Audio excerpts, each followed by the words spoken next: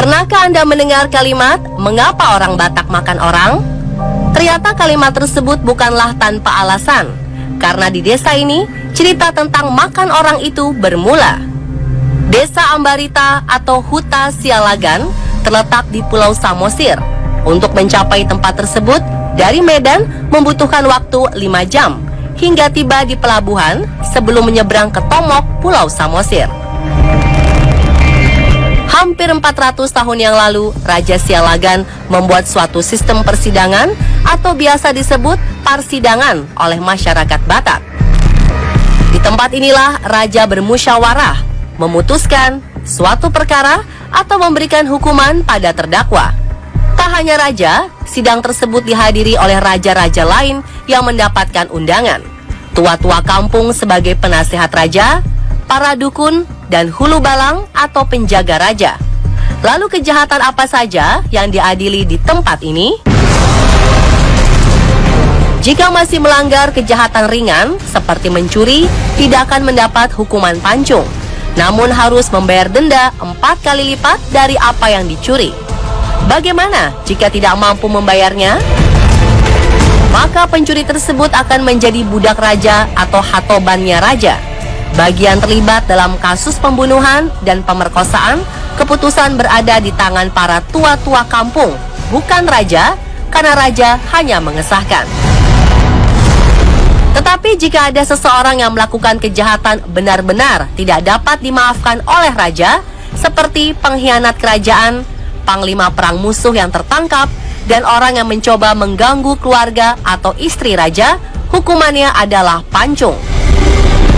Sebelum dipancung, tersangka akan dipenjarakan terlebih dahulu di penjara warga Batak yang konon terletak di bawah rumah raja.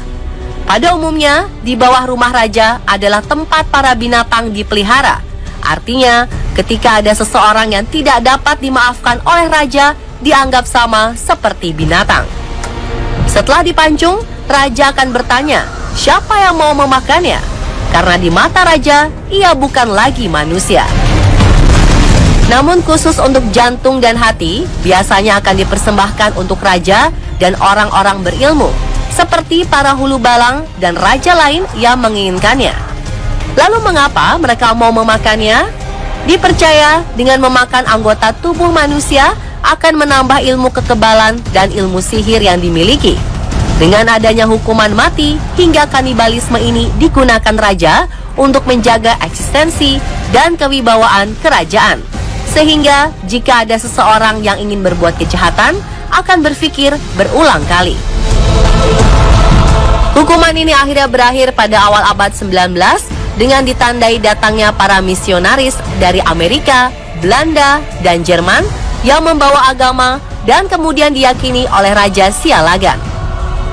Saat memasuki kawasan Huta Sialagan juga harus memenuhi beberapa pantangan, seperti tidak boleh berbicara kotor dan keluar masuk pada pintu yang sama sesuai dengan tradisi orang Batak.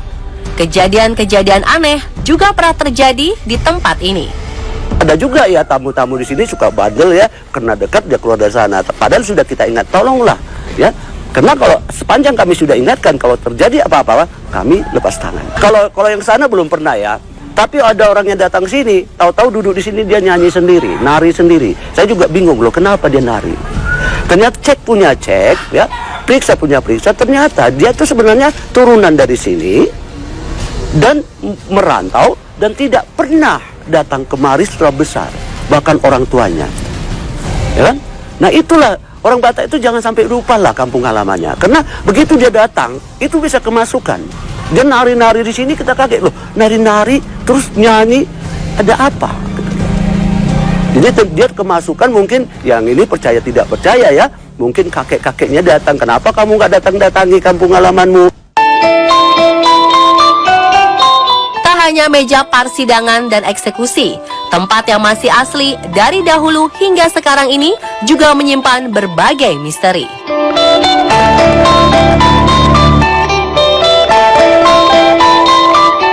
Pohon Hariara yang berada persis di samping batu persidangan ini merupakan pohon generasi kedua dan telah berusia 100 tahun. Menurut cerita, jika ingin membangun suatu huta atau istana, biasanya mereka harus menanam pohon ini. Jika dalam waktu 7 hari pohon ini tumbuh, maka diperbolehkan kawasan tersebut dibangun sebuah huta. Dan konon, orang Batak, khususnya bermarga Sialagan, memiliki kepercayaan tersendiri pada pohon hariara. Di pohon ini apabila ada orang meninggal, maka dia akan tinggal di pohon ini. Yang warganya, artinya kalau misalnya Sialagan, ya roh-roh orang Sialagan yang meninggal akan tinggal di sini. Sebelum masuk ke huta Sialagan, di depan terdapat patung yang disebut Pangulu Balang. Dahulu patung ini selalu disiram oleh minyak manusia. Apa itu minyak manusia? Dan apakah makna di balik patung tersebut? Apa sih minyak manusia? Ternyata itu adalah, jadi kalau ada bayi meninggal, dia itu digantung atau diletakkan dan ditampunglah cairan yang jatuh ke bawah. Itulah yang katanya disiramkan ke patung itu, sehingga dia mempunyai kekuatan. Kalau orang mau coba-coba buat kejahatan, lalu ditangkal sama ulu balang itu. Saat berada di Pulau Samosir, Anda akan tidak asing dengan 3 warna yang banyak menghiasi setiap sudut tempat, yakni warna merah, putih, dan hitam. Ini bukan tanpa alasan, sebab masyarakat Batak mengenal 3 dunia, yaitu Banua Ginjang, atau dunia atas yang diidentikan dengan warna putih, Banua Tonga, atau dunia tengah seperti kehidupan manusia yang dilambangkan dengan warna merah, dan terakhir Banua Toru, dunia kegelapan atau neraka yang digambarkan dengan warna hitam.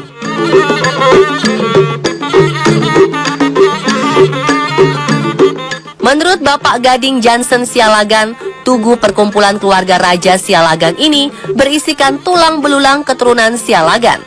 Pada bagian paling atas adalah tulang belulang milik Raja Laga Sialagan, raja pertama Huta Sialagan. Bagian kedua adalah keturunan raja, dan yang ketiga adalah pembusukan.